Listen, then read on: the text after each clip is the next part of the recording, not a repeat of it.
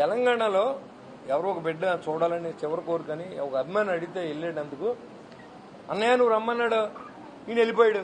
ఇదేంటిది? దానికి కూడా ఒక కామెంట్, అసలు నిస్సారం లేకుండా చేస్తానని చెప్పారు, అది చేశారు కదా. 150 సీట్లు 11 సీట్లు తీసుకొచ్చాం కదా. ఇంకెందుకంటే మీ బతుకులు మళ్ళీ అడుగుతాకంటే మీకు సిగ్గు లేకుండా మీకు పదవులు పోయినంటే తాట తీసినట్టే కదా. మీరు కూరలు పీకిన పాముల్లాగా ఇంట్లో కూర్చున్నారంటే తాట తీర్థం కదా. ఏంటి తాట తీర్థం అంటే వచ్చి చర్మం పీకమని కాదు, అధికారం లేకుండా చేస్తానని చెప్పారు, అది చేశారు కదా. 150 సీట్లు 11 సీట్లు తీసుకొచ్చాం కదా. ఇంకెందుకంటే మీ బతుకులు మళ్ళీ అడుగుతాకంటే మీకు సిగ్గు లేకుండా ఎక్కి మాట్లాడుతున్నారు మీరు. మళ్ళీనే తాట తీర్థం అంటే బ్లేడ్లు అయి పట్టుకుని బ్లేడ్ బ్యాచీలాగా కోసారు, మీకు మళ్ళీ బొట్టలెట్టుకొచ్చి నరికారు. అధికారం నుంచి తప్పించడం తాట తీయడం కదా. మీరు ఎలా ఉన్నారంటే ఇప్పుడు అంటే బాగోదని బయటకు వచ్చి మాట్లాడుతున్నారు తప్ప మీలో ఎక్కడెక్కడ జీవకం లేదు. మీకు రాజకీయం ఉంటే దర్పం మీ అధికారం అంతా మేము చూసాం. మాట్లాడితే బూతులు తిడతాం, మాట్లాడితే ఎవరినైనా సింగులర్లో మాట్లాడతాం. మీ జబ్బు పోదు, ఇంకా పోలేదు. ఎవడు జైలుకి వెళ్తాడు ఎమ్మెల్యే అయిపోతాడు అనుకుంటున్నారు తప్ప ఈ చేసే తప్పులు ప్రజలు తెలుస్తాయని ఎవడు అనుకోవట్లేదు. అలా అయితే ప్రతి ఓడు జైలుకి వెళ్ళి వచ్చేస్తారు. ఒకసారి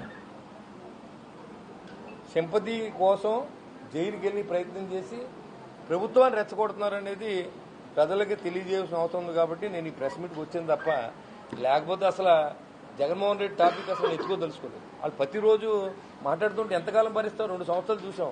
అనవసరం అత్తమానం వెళ్తాం మనకి ఎందుకని. కానీ ప్రతిరోజు ఇంకా అదే పనిలో ఉన్నారు కూర్చుని. ఏం జరిగినా సరే తెలంగాణలో ఎవరో ఒక బిడ్డ చూడాలని చివరి కోరికని ఒక అభిమాని అడిగితే వెళ్ళేటందుకు అన్నయ్య నువ్వు రమ్మన్నాడు ఈయన వెళ్ళిపోయాడు. ఇదేంటిది? దానికి కూడా ఒక కామెంట్, సంబంధం లేని విషయం కదా అది. చావు బతుకులో ఉన్న వ్యక్తో లేదా ఎవరో నాకు ఆఖరి కోరిక నన్ను రమ్మంటే ఆయన ఎంత ఖాళీయో చేసుకుని తెలంగాణలో మన మీద అవిశ్వాసం కూడా ఉంది. కానీ మనం వెళ్ళాలి, ప్రజల్లో ఉండాలనే ఉద్దేశంతో ఆయన వెళ్ళాడు. రాష్ట్రంలో కాపులందరూ పూర్తిగా నిరాశలో ఉన్నారని నిన్న వేదికగా వైసీపీ కాపు నేతలందరూ చెప్పిన పరిస్థితి. అంటే రాజకీయ కాపు కార్పొరేషన్ కూడా పూర్తిగా నిర్వీర్యం అయిపోయింది. చైర్మన్ సుబ్బారాయుడు కూడా మామూలుగా ఏదో తిరుగుతున్నారని అక్కడ కామెంట్. గత 5 సంవత్సరాల్లో వాళ్ళు ఏం చేశారో, ఈ 5 సంవత్సరాల్లో ఈ 2 సంవత్సరాల కూటమి ప్రభుత్వం ఏం చేయలేదో కూడా మీరు చెప్పండి ఒకసారి. మీ కార్పొరేషన్ చైర్మన్ కూర్చోబెడదాం. మా కార్పొరేషన్ చైర్మన్ ని దానికి సంబంధించిన మంత్రివర్గంతో మాట్లాడి ఏదైనా కాపులు న్యాయం చేయాలంటే మీరు ఏమైనా ప్రపోజల్ పట్టరండి. ఖచ్చితంగా కాపులు న్యాయం చేయగలగాలి.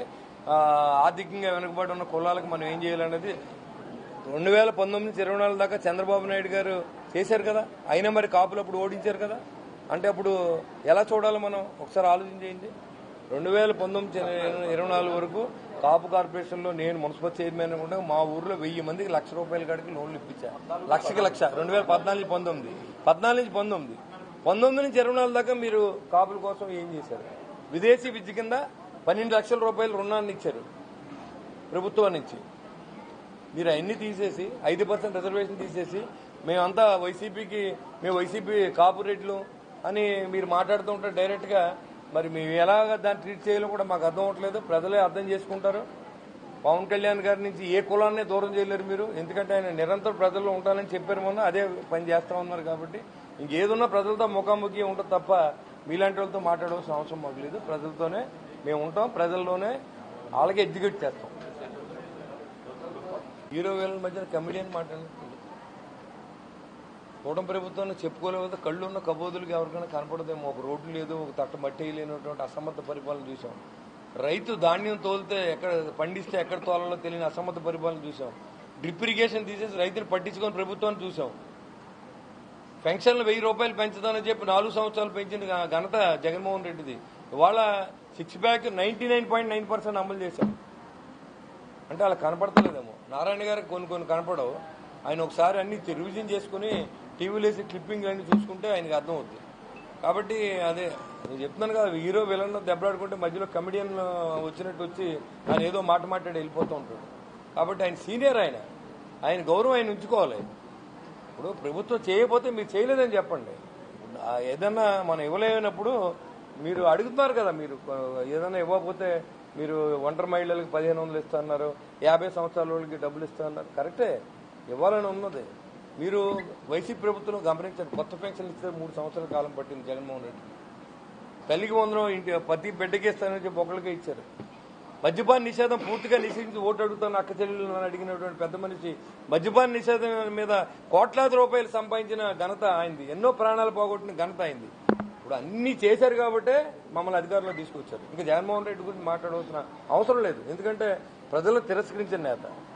కానీ వాళ్ళు ఏంటంటే ఎక్కడ ఆగట్లా, సంవత్సరం నుంచి మొదలు పెట్టారు. బయటకు వచ్చి ఎంతసేపు ఇరిటేషన్, ఎవరు జైలుకి వెళ్తాడు మళ్ళీ ఎమ్మెల్యే అయిపోతాను అనుకున్నాడు తప్ప వీళ్ళు చేసిన తప్పులేమి బయటకు వస్తాయనే విషయం వాళ్ళకి తెలియట్లేదు.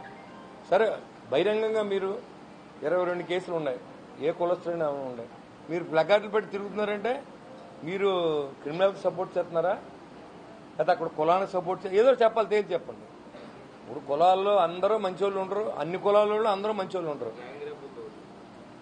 గ్యాంగ్ రేపులు, దాంట్లో గ్యాంగ్ రేపు, దాంట్లో 13 సంవత్సరాల అమ్మాయిని రేప్ చేసిన సంఘటన కానించి మర్డర్ కేసులు కానించి ఉన్న వ్యక్తి ఫోటో పెట్టుకుని మీరు తిరుగుతూ ఉన్నారు. అది చనిపోయడో లేదో తెలియదు, విచారణ జరుగుతూ ఉంది. చచ్చిపోయిన ఫోటోలు ఫేక్ ఫోటోలు పెట్టారు, రాష్ట్ర ప్రజలు కన్ఫ్యూజ్లో పెట్టారు.